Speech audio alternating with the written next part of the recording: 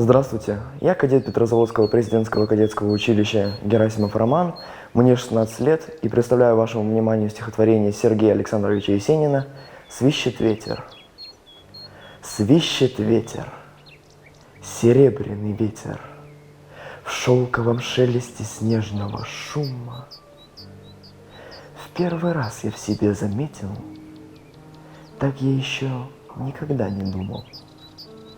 Пусть на окошках гнилая сырость, я не жалею, и я не печален. Мне все равно эта жизнь полюбилась.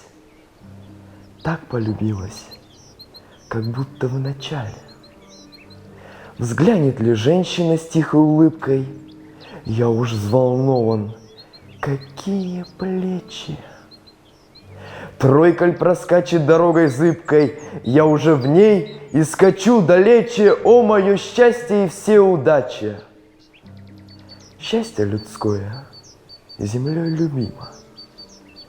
Тот, кто хоть раз на земле заплачет, значит, удача промчалась мимо.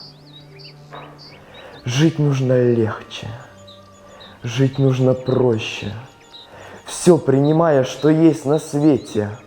Вот почему, обалдев, над рощей свищет ветер. Серебряный ветер.